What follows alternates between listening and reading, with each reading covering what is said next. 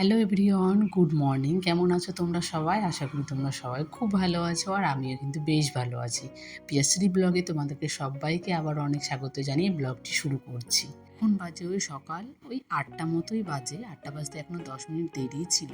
তো 8টা থেকে আমি ব্লগটা শুরু করলাম। আশা রাখছি আজকের ব্লগটাও তোমাদের খুব ভালো লাগবে। সকালে যখন আমি বাথরুমে ফ্রেশ হতে গেছি তখনই দেখছি জল শেষ হয়ে গেছে ট্যাঙ্কি। তো সবার আগে সকালবেলা যখন স্নান করে নিলাম ওই টাইম কলে জল নিয়েই, তারপরে ভাবলাম যে ট্যাঙ্কির জলটা একবারে ফুল করে নিই আর কিছু খাবার জলও নিয়ে নিই, রান্নাবান্নার কাজগুলো করতে হবে তাই একেবারে জলটা নিয়ে নিলাম। তো এখন ঘুম থেকে উঠলাম, ঘুম থেকে উঠে একেবারে স্নানটা করে নিয়েছি আজকে।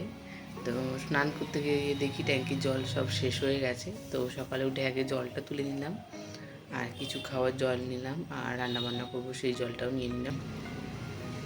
এখন ওরা কেউ ঘুম থেকে উঠেনি আর আমার দেখো চোখ মুখ পুরো ফুলে গেছে, কারণ শরীরটা একটু ভালো নেই। তো আর এই যে হাতের অবস্থা আমার এখনও এই নিয়ে আমাকে কাজ করতে হচ্ছে। তো এই ব্যান্ডেজটা আজকে খুলে নেব, কারণ সকাল থেকে কাজ বাজ করে না ভিজে গেছে। তো এটা খুলে নেব এখন, তারপরে নতুন আবার পরে একটা লাগাবো। তো এখন একটু ডিম সিদ্ধ বসিয়ে দেবো, কারণ ও ঘুম থেকে উঠে খাবে আর আমিও খাবো সকালবেলা ব্রেকফাস্ট বলতে এই ডিম সিদ্ধটা এখন বসিয়ে দেবো, এবার রান্নাবান্নাটা শুরু করব। আর এখন বাজে ওই সকাল 8টা মতো। তো যাই হোক, চলো। ঘুম থেকে আজকে অনেক তাড়াতাড়ি উঠে গেছি, আরও তাড়াতাড়ি উঠে যেতাম কারণ সকালবেলা অনেক আগে ঘুমটা ভেঙে গেছিলো। তা আবার ঘুমিয়ে পড়েছি। তো বক বক করুন, চলো রান্নাবান্নাগুলো করে নিই, 10টার আগে রান্নাবান্নাগুলো শেষ করে নিতে হবে। হাত কাটার জন্য আমি কাজগুলো করতে পারছি না। তো মা এখানে বাসনগুলো সব এখানে ধুয়ে রেখেছে, এই বাসনগুলো এখন তুলে দেবো। দেখেছো আমার রান্নাঘরে যা তা অবস্থা হয়ে গেছে, এখানে কিছু বাসন এইখানে। তো চলো আগে গুছিয়ে নিই। দেরি করে ঘুম থেকে ওঠার পরেও একা হাতে কিভাবে সকালের ব্রেকফাস্ট, হাজব্যান্ডের অফিসের টিফিন সব মিলিয়ে মামামকে দেখে এই গরমের মধ্যে কিভাবে সব টাইম মতো কাজগুলো শেষ করে নিই, আজকে তোমাদের সঙ্গে আমি সেটাই শেয়ার করব। ঘুম থেকে তো আমি অনেক দেরি করে উঠি, তারপরেও কিভাবে আমি সব কাজগুলো টাইম মতো শেষ করে নিই সেটাই ভাবছো তো? হ্যাঁ, তারপরেও হচ্ছে যদি একটা তোমার সাথে বাচ্চা থাকে তাহলে তো তোমার কোনো কথাই হয় না, যে কাজটা তোমার 5 মিনিটে হবে সেটা কিন্তু তোমার 15 মিনিট লাগিয়ে দেবে। আমার বাড়িতেও আছে কিন্তু। তো যাই হোক, ওকে নিয়েও তো আমার সব কাজগুলো শেষ করে নিতে হয়। আর মাম্মাম ভীষণ ভালো যে সকালবেলা আমি যখন ঘুম থেকে উঠে যাই তখন কিন্তু মাম্মাম ঘুম থেকে তাড়াতাড়ি ওঠে না। আর এক একটা বাচ্চা হয় কি বলো তো, মায়ের সাথে সাথেই ঘুম থেকে ওঠে। যেদিন হয়তো মাম্মাম আমার সাথে সাথেই ঘুম থেকে ওঠে সেই দিন হয়তো আমার একটু কষ্ট হয়ে যায়, কিন্তু মাম্মাম যেদিন ঘুম থেকে ওঠে না সেদিন কিন্তু আমি খুব সহজেই কাজগুলো করে নিতে পারি। যেমন আজকেই মাম্মাম ঘুম থেকে আমার সাথেই উঠেছে, ওকে আবার কী করব, একা বসিয়ে রাখলে তো একটা টেনশনও হয় যে কী করছে, এটা নিয়ে একটা আমার মাথার মধ্যে একটা চাপ থাকে যতক্ষণ আমি কাজ করি। তো সেই জন্য ওকে আমি একটু ফোন দিয়ে নয় টিভি দিয়ে একটু বসিয়ে রাখি। আর বাকিটাও বেশিরভাগটা আমি ঘুম থেকে ওঠার পরেও কিন্তু মাম্মাম অনেকক্ষণ ঘুমায়। তো মাম্মাম ঘুম থেকে ওঠার আগেই কিন্তু আমি যতটা কাজগুলো পারবো ততটা এগিয়ে গিয়ে রেখে দিই। যেমন ধরো এই ফ্রিজের থেকে যদি কিছু বের করে রাখতে হয়, কী কী সবজি রান্না করব সেটা যদি আগের থেকে ভেবে নিই না, তাহলে অনেকটা হালকা লাগে। যে প্রত্যেক দিন একটা ভাবনা আসে আমাদের যে কী রান্না করব, কী হবে আজকে, ভাবনাটা কিন্তু সবার মধ্যেই আসে, তো আমারও আসে। তো এই ভাবনাটা ভাবতে ভাবতে কিন্তু অনেকটা সময় লেগে যায়। তো এখনও মাম্মাম ঘুম থেকে ওঠেনি, তার আগে আমি সকালের কাজগুলো শুরু করে দিয়েছি। যেমন সকালে উঠে দেখলাম যে জল শেষ হয়ে গেছে তাই ট্যাঙ্কিটা ফুল করে নিলাম, কিছু খাওয়ার জল নিলাম আর এখানে দেখছি কী কী রান্না করব সেটাই দেখছিলাম। তো অনেক সবজিই ছিল, তার মধ্যে কী রান্না করব সেটাই ভাবছিলাম। আর এই যে আমি সব কিন্তু ওই কোটার মধ্যেই রাখি।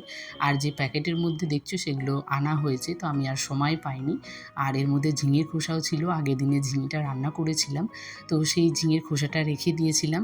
আর ওকে বলেছিলাম একটু বাদাম নিয়ে আসতে, তো ঝিঙের খোসার একদিন বাটা খাওয়া হবে তাই ওটা আবার আমি রেখে দিলাম। আর এখানে একটু মাছের ডিম বের করে নিলাম, লাফা দিয়ে আর মাছের ডিম দিয়ে খাওয়া হবে আজকে। তো লাফা দিয়ে আমার মাছের ডিম দিয়ে না খুব একটা ভালো লাগে না, তবে আমি এই বাড়িতে এসে এটা শিখেছি। সবজিগুলো বের করেছি তার আগে কিন্তু আমি আমার জন্য সকালের যে ব্রেকফাস্ট সেটা কিন্তু আমি সকালেই বসিয়ে দিয়েছিলাম, ডিম সিদ্ধ আর তার সাথে দুটো খেজুর, এই দিয়ে আমাদের সকালের ব্রেকফাস্টটা হয়ে যাবে। তো তার আগে ভাবলাম যখন আমার লাফাগুলো কাটা হয়ে গেছে তাহলে আমার ডিমটা চলতে চলতে ততক্ষণে আমার রান্নাটাও হয়ে যাবে। দেখো সকালের আমার ব্রেকফাস্ট রেডি করতে করতে কিন্তু আমার একটা রান্না হয়ে গেলে তাতে এতে কিন্তু অনেকটা সময় আমাদের বেঁচে গেল। তো এখানে আমি এই যে লাফাগুলো ভেজেছিলাম, তারপরে যে ডিমগুলো আগে ভেজে রেখেছিলাম, তো সেগুলোই দিয়ে দিলাম। হালকা করে একটু জল দিয়ে দিলাম যেন লাফাগুলো আর ডিমগুলো ভালোভাবে সিদ্ধ হয়ে যায়। তো এখানে আমি তারপর ভাবলাম ডিমগুলো তো এখনও হালকা হালকা গরম আছে, তো আমি ছুলে দিই, তার আগে আমি ভাতটা বসিয়ে দিই। তাহলে আমার ব্রেকফাস্ট করতে করতে কিন্তু জলটা গরম হয়ে যাবে। তারপরে তো আমি চাল আগে ভিজিয়েই রেখেছি, চালটা দিয়ে দিলে বেশিক্ষণ লাগবে না, ভাত হয়ে যাবে। আর এদিকে দেখছি মাম্মাম ঘুম থেকে উঠে পড়েছে, তাই মাম্মামকে একটু ব্রাশ করিয়ে দিলাম। তারপরে মাম্মামের জন্য একটা ভেবেছিলাম আজকে ডিম নেব, কিন্তু মাম্মাম খেতে চায় না। এবার একসাথে নিয়ে বসবো, যদি মাম্মাম খেয়ে থাকে মানে খায়, তাহলে পরের দিন থেকে কিন্তু মাম্মামের জন্য আরও একটা করা হবে। আর এখানে দেখো আমার কাছে চাকু ছুরি কিছুই নেই, তাই আমি এখানে একটা ওই খুন্তি দিয়ে কাজটা চালিয়ে নিলাম। আর এখানে একটু লবণ নিয়ে নিলাম, বিট লবণটা কোথায় রেখেছি না খুঁজে পাচ্ছি না, তো তাই আমি এমনি লবণটা নিয়ে নিলাম। কিন্তু আমার হাজব্যান্ড না খুব বকাবকি করে যে কাঁচা লবণ খেতে নেই, কিন্তু আমি আবার কাঁচা লবণ একটু বেশিই খাই। ফলে খাওয়া দাওয়া করতে করতে এখানে দেখো আমার ডালটা বসিয়ে দিলাম। ভাতের মধ্যে আমি সবসময় ডাল দিয়ে দিই, কারণ অল্প একটু ডাল করি তো মামামের জন্য, আর গ্যাসে না সেটা সিদ্ধ হতে চায় না। আর একটুর জন্য আমি প্রেশার কুকার নামাই না, কারণ প্রেশার কুকার মাজতে না আমার ভীষণ কষ্ট হয়, তাই আমি প্রেশার কুকার খুব কম ব্যবহার করি।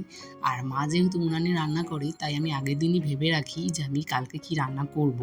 তো সেই ভেবেই আমি কিন্তু ওই যে যদি আমি ঘুগনি করি কিংবা যদি তড়কা করি, তাহলে কিন্তু আমি সকালেই ভিজিয়ে রাখি। মা যখন উনানে রান্না করে, উনানে রান্না শেষ হয়ে যাওয়ার পরে আমি কিন্তু একটা টিফিনে করে বসিয়ে দিই। তাহলে দেখো প্রেশার কুকারের থেকেও কিন্তু ভালো সেদ্ধও হয়ে যায়, আর এদিকে আমার গ্যাসটাও বেঁচে যায়, আমার সময়টাও অনেকটা বেঁচে যায়, আর আমার খাটনিও এখন বেঁচে এই 9:30 মতো বাজে, রান্নাবান্না ফাইনালি কমপ্লিট।